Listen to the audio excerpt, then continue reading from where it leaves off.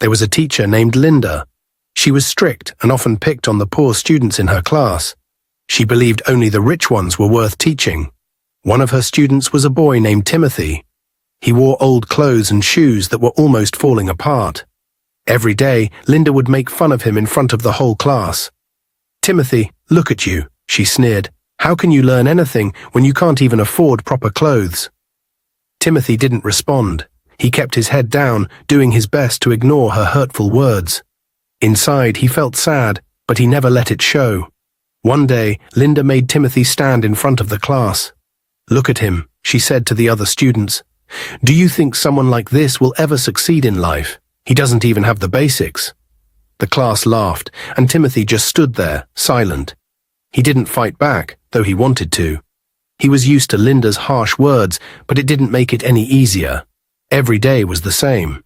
Linda would find a reason to criticize Timothy. "Why are you so slow?" she would say. "You will never be as good as the other students." One afternoon, Timothy sat in the library, reading quietly. The library was his favorite place in the school. Here, he could escape the teasing and the harsh words. The books took him to another world, one far away from his troubles. He had borrowed a few books to study for his exams, hoping to prove that he was just as smart as the other students, despite what they thought of him. As he was deeply focused on his book, he heard the sharp click of heels on the library floor. He didn't need to look up to know who it was. Linda was walking toward him, and his heart sank. He hoped she wouldn't notice him, but it was too late. "Well, well," Linda's voice cut through the silence like a knife. "What do we have here?" "Timothy, sitting in the library with all these expensive books. How did you manage to get the money to rent them?" Timothy looked up slowly. He hadn't expected her to find him in the library, and now she was standing over him, her arms crossed and a smirk on her face. "These books aren't free, you know. They're quite expensive for someone like you." "Where did you get the money, Timothy?" Linda's voice was filled with mockery. Timothy swallowed hard, his throat dry. "I borrowed them from the library," he answered softly. Linda laughed. "Borrowed? Do you even know how much it costs to rent these books? Poor boys like you shouldn't be wasting money on such things. I'm surprised they even let you in here." Timothy's eyes stung, but he blinked back the tears. He refused to cry in front of her. She always found a way to make him feel small, but this time it hurt more. The library was the one place where he felt safe, and now, even here, Linda was trying to tear him down. "You know," Linda continued, "I don't understand why they gave you a scholarship to this school. It's wasted on you. There are students here who actually deserve it, who could do something with it. But you'll never make it, Timothy, no matter how many books you read." The words hit Timothy like a punch to the stomach. His scholarship was his only chance to stay at the school. Without it, he knew he would be forced to leave, and his dream of getting an education would be over. He had worked so hard for that scholarship, but now Linda was making him feel like he didn't deserve it. "Why don't you just admit it?" Linda said, leaning closer to him. "You don't belong here. You're taking up space that should be for someone who has a real future. You're nothing but a charity case." Timothy gripped the edges of his book, trying to steady himself. He wanted to tell her she was wrong, that he did belong, that he could succeed, but the words wouldn't come out. Instead, he felt the weight of her words pressing down on him, making him doubt everything. "Look at you," she added, shaking her head in disgust, "sitting here, pretending you're something you're not. Just do yourself a favor and give up." With that, Linda turned and walked away, leaving Timothy alone in the library, her cruel words echoing in his mind. The room, once his escape, now felt cold and empty. Timothy sat there for a long time, staring at the pages of the book he could no longer focus on. All his life, people had looked down on him because he didn't have much money. But Linda's words cut deeper than anything he had ever heard before. He felt like he was losing the fight, like maybe she was right, maybe he didn't belong. The next day in class, Linda stood at the front, holding a piece of chalk. She wrote a difficult math problem on the board and turned to face the class. Her eyes scanned the room, and she ignored Timothy as usual. She called on other students one by one, asking them to solve the problem. One student after another stood up, tried to answer, and failed. The answers were either wrong or didn't make sense. The class grew quiet, and Linda's frustration was clear. No, that's not it, Linda said with a sigh after the last student sat down. She glanced around the room, her eyes briefly passing over Timothy before moving to another student. When no one else seemed willing to try, she finally turned to Timothy, her voice dripping with doubt. Fine, Timothy, let's see what you have to say. Go ahead, give it a try. The class went silent. Everyone stared at Timothy, waiting for him to mess up like they always expected. Timothy's heart pounded in his chest, but he took a deep breath, stood up, and walked to the board. He picked up the chalk with shaking hands and began to solve the problem step by step. As he wrote, the class watched in disbelief. Linda's eyes widened as she followed his work. Timothy's handwriting was neat, his calculations were correct, and when he finished, the answer on the board was right. Timothy turned around to face the class. For the first time, there was no laughter, no teasing. The room was still. Linda stared at the board for a moment, her lips pressed tightly together. She didn't want to admit it, but there was no denying the truth. Timothy had gotten the answer right. She couldn't say anything bad this time. Well, that's correct, Linda finally said, her voice sounding strained. She didn't look at Timothy as she said it. You may sit down. Timothy returned to his seat, his heart still racing, but this time for a different reason. He had proved himself, even if Linda didn't want to admit it. From that day on, things started to change. One girl in the class, named Chloe, began to take notice of Timothy. Chloe was from a wealthy family, and she was used to getting what she wanted. She was also one of the more arrogant students in the class, always confident that she was better than everyone else. At first, she didn't talk to Timothy, but after seeing him solve the difficult problem, she realized he was smarter than she had thought. She wasn't doing well in math and needed help. One afternoon after class, Chloe walked up to Timothy, a sly smile on her face. Hey, Timothy, she said, her voice unusually sweet. You're really good at math, aren't you? Timothy was surprised that Chloe was talking to him. She had never spoken to him before. He nodded slowly. I guess so. Well, Chloe continued, I could use some help with my homework. I'll pay you if you help me. Timothy hesitated. He had never been friends with anyone like Chloe, and he wasn't sure if she really wanted to be his friend or just wanted to use him for her homework. But the thought of earning a little money was tempting. He could use it to buy new books or save for things he needed. Okay, Timothy agreed. I can help you. Chloe smiled, pleased with his answer. Great. I'll give you some money for each assignment you help me with. From then on, Chloe and Timothy started spending more time together. After school, they would sit in the library, and Timothy would help her with her math homework. Chloe kept her promise and paid Timothy a little money each time, which helped him a lot. But as they spent more time together, Chloe began to like Timothy for more than just his brains. She noticed how hard-working he was, and how kind he was, even though he didn't have much. Slowly, her attitude toward him changed. She started treating him better, not just because he helped her with schoolwork, but because she began to respect him. One afternoon, after all the students had left for lunch, Timothy stayed behind in the empty classroom, reviewing his notes. As he sat alone, the door opened, and Linda walked in. She approached him, her expression different from her usual cold and harsh demeanor. Without hesitation, Linda told Timothy how she didn't realize he was this intelligent, saying she admired smart people.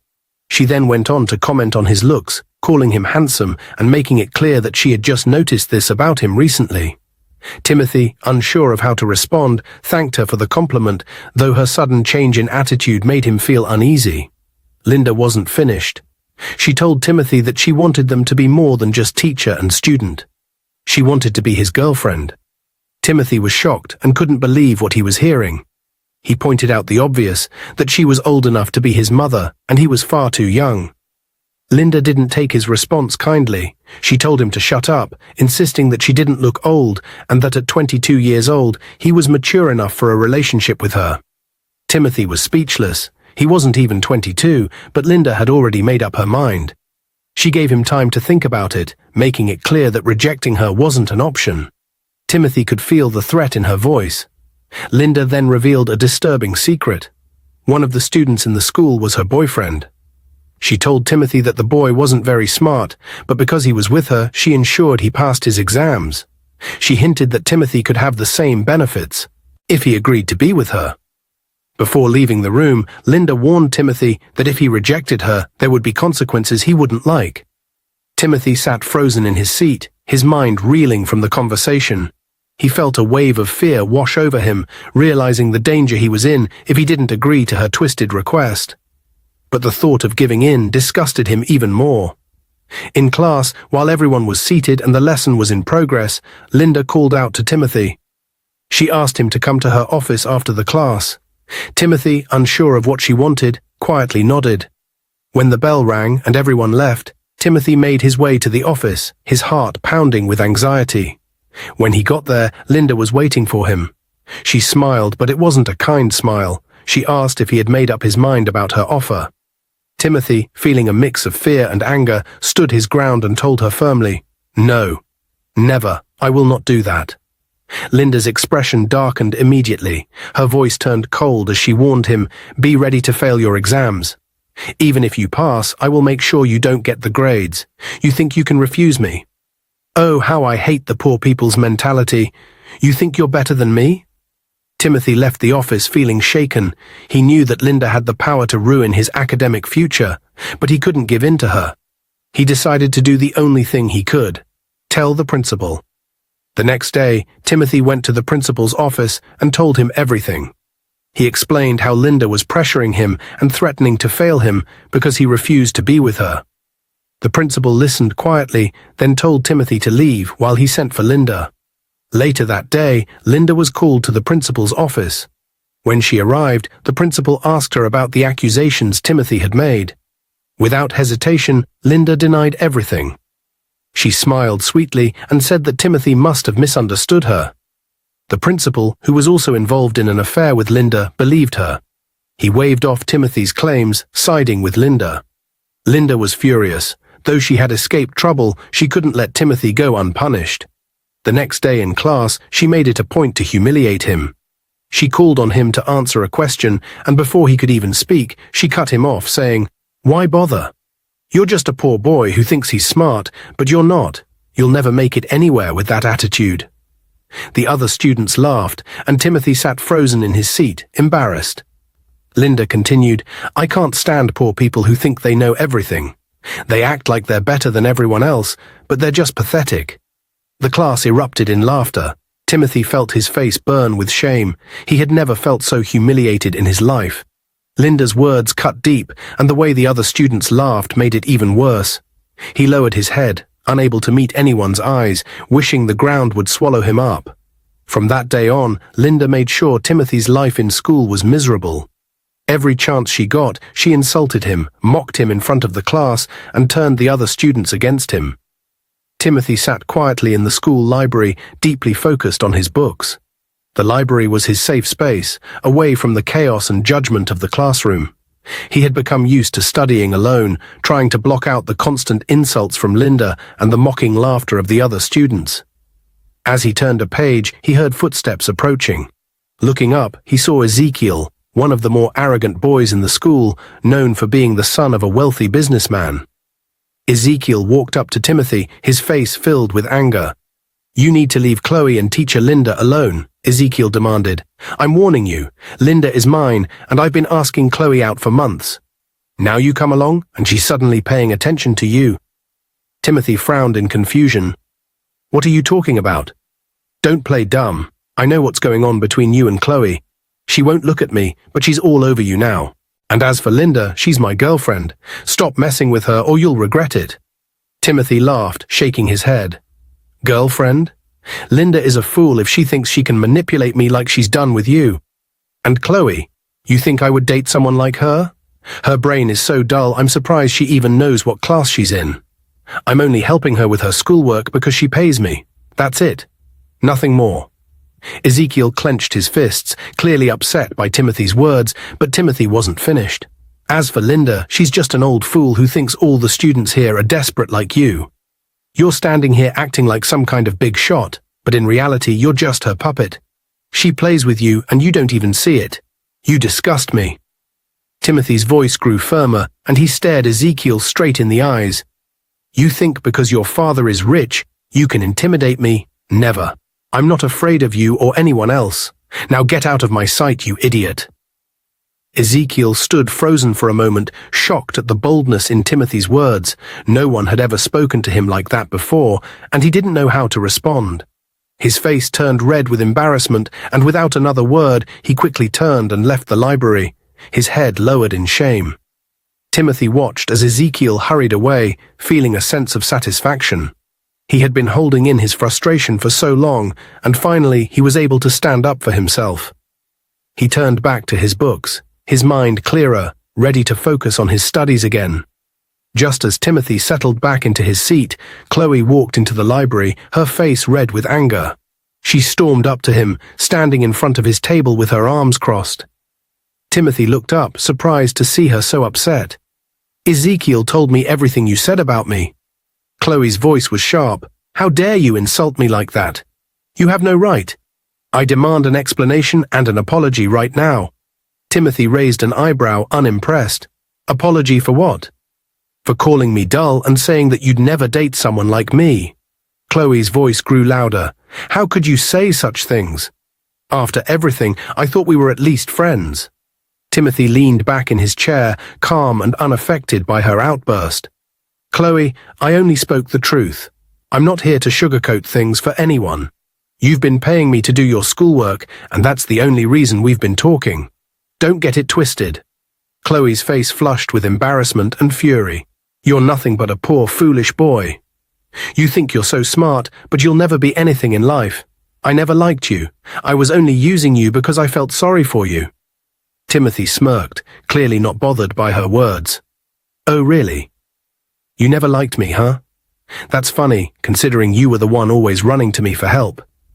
Let me remind you, Chloe, your grades wouldn't even exist if it weren't for me. And as for feeling sorry for me, don't flatter yourself. You're just as pathetic as Ezekiel, desperate for attention and validation. But here's the truth. I don't care about you, and I never will." Chloe's eyes widened in shock. No one had ever spoken to her like that before. She tried to interrupt, but Timothy kept going, his voice now filled with so much anger. "You walk around like you're some princess. But you're nothing without people like me doing your work. You think your money and status make you special. Guess what, Chloe? They don't. You're just another spoiled girl who thinks the world owes her something. Well, I don't owe you anything." Tears welled up in Chloe's eyes as Timothy's words hit her hard. She tried to hold back her emotions, but the sting of his insults was too much. Her lips quivered as she struggled to find something to say, but all that came out was a shaky breath. "And one more thing," Timothy added, his tone final. "Next time you think about demanding anything from me, remember who actually has the brains here. Now get out of my sight." Chloe couldn't hold back her tears any longer. She cried so hard, her face turning red as sobs escaped her throat. She covered her face, trying to hide her shame, but the weight of Timothy's words crushed her. Without another word, she ran out of the library, her footsteps echoing in the hallway as she fled in humiliation. Timothy sat there for a moment, watching her leave. He didn't feel any guilt, only relief. He had had enough of people like Chloe and Ezekiel trying to push him around. This time, he made sure they knew he wasn't someone they could mess with. Linda was furious after hearing what Ezekiel had told her. She sent for Timothy. She was pacing in her office, thinking about how Timothy had dared to speak that way about her.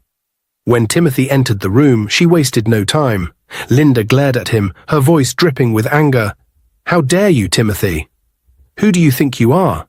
Ezekiel told me everything, and I will not tolerate your disrespect."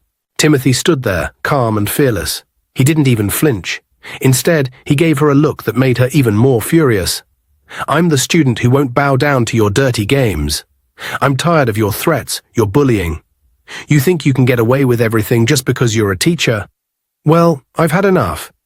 But let me tell you something. Just because you have the principal wrapped around your finger doesn't mean you can do whatever you want." Linda sneered, her lips curling in disgust. "The principal is more than just wrapped around my finger, Timothy. He's my boyfriend. And he's also a close friend of the some bad guys. Do you know what that means? It means I can have you disappear from this school with just one word. You think you're smart? Just wait and see." But Timothy wasn't scared. "You think I care about your threats? The principal is as useless as you are, and I'm done playing your games. I've recorded everything you've said, every insult, every threat. I'm going to report you to the governor. Let's see how much power you really have." Linda burst into laughter. "You? Report me? To the governor? The same governor who's best friends with the principal? Oh, you're really funny, Timothy. You have no idea who you're dealing with. I'm going to have you kicked out of this school so fast, you won't know what hit you. Watch your mouth, little boy." Timothy didn't back down. His voice was steady, his eyes full of determination. "You're an old woman, Linda, desperate and pathetic, chasing after boys who are young enough to be your son. It's disgusting. You think you can control everyone in this school, but not me. I'm not afraid of you." Linda's face turned red with anger, but Timothy didn't stop. "You've made a fool out of yourself, Linda. Everyone knows what you're doing, even if they don't say it to your face, and now you think you can scare me into being like Ezekiel. You're wrong. You can't touch me." With that, Timothy turned and walked out of the office, slamming the door behind him. Linda sat there stunned. No one had ever spoken to her like that before. She had always been in control, always had the power. But Timothy had shaken her confidence. For the first time, she felt fear creeping in. How could he talk to me like that, she thought. He's not scared of anyone. Not me, not the principal, not even the governor. As she sat there, her anger turned into confusion. What's giving him so much courage? Where is this boy getting the strength to stand up to me? Linda had always believed she was untouchable, but now, for the first time, she wasn't so sure. Linda stormed into the principal's office, her face twisted with anger. She wasted no time, telling him everything that had happened with Timothy. The principal listened carefully, nodding in agreement. When she finished, he leaned back in his chair. "Don't worry," the principal said with confidence. "I'll take care of it. I will call the governor right now. Timothy won't know what hit him." Just as he was about to pick up his phone, it rang. The name flashing on the screen made him pause. It was the governor. With a smug look, the principal answered the call. He began complaining about Timothy, twisting the story to make it seem like the boy was a troublemaker. "Governor, we have a problem with one of the students here. His name is Timothy, and he's been causing all sorts of trouble. Disrespectful, disruptive. He's even threatening teachers." There was a long pause on the other end of the line. The principal waited, expecting the governor to agree and give him permission to punish Timothy. But what came next shocked him. "Principal, I'll be there tomorrow. We need to talk about this in person." The principal's heart skipped a beat. He hadn't expected the governor to come in person. But he kept his cool, turning to Linda after hanging up the phone. "Don't worry," he reassured her. "The governor will deal with this. Timothy's time here is over." The next day, the entire school was buzzing with the news that the governor was coming. Students and teachers alike were nervous, wondering what the visit was about. Timothy, on the other hand, remained calm, quietly observing everything from the sidelines.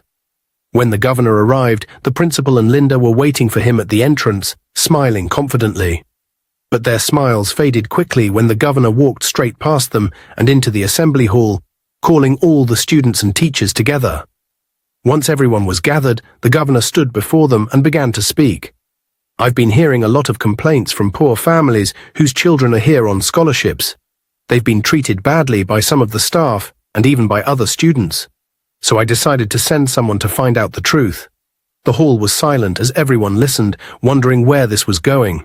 Then the governor turned toward Timothy, who was standing quietly at the back of the room. "You see, Timothy here is my son."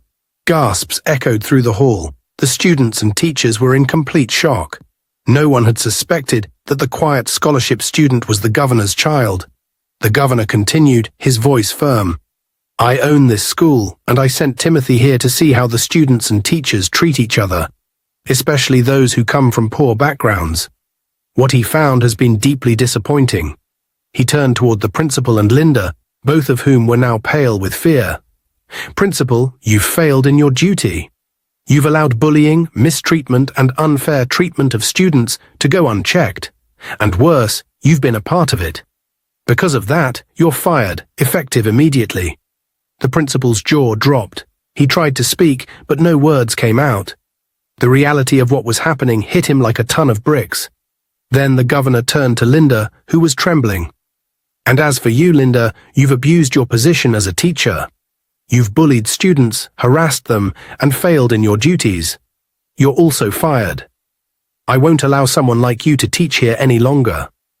Linda's face turned red with humiliation, and she didn't dare to say a word. She knew there was no escaping her fate. Finally, the governor's eyes landed on Ezekiel. "Ezekiel, you've been involved in bullying and disrespecting other students. You've also lied and caused unnecessary trouble. For that, you're expelled from this school. There's no room for students who can't show respect." Ezekiel's face drained of all color. He couldn't believe what he was hearing. Expelled?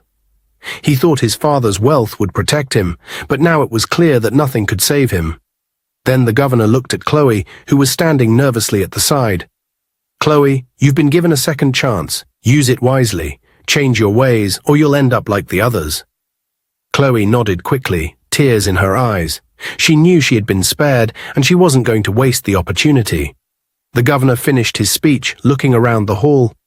"Let this be a lesson to everyone. This school is for all students, no matter where they come from. We will not tolerate bullying, disrespect, or unfair treatment here. From now on, things will change." With that, the governor walked out of the hall, leaving behind a stunned and silent crowd. Timothy stood tall, watching as the people who had tried to bring him down were finally dealt with. He felt a sense of justice, knowing that the truth had come out and that things would be better from now on. Dear viewers, what lessons did you take away from this dramatic tale? We'd love to hear your thoughts in the comments below. If you enjoyed the story, give us a thumbs up, share it with friends, and hit that subscribe button. Don't forget to turn on notifications so you never miss out on our latest updates. Thanks for watching and stay blessed.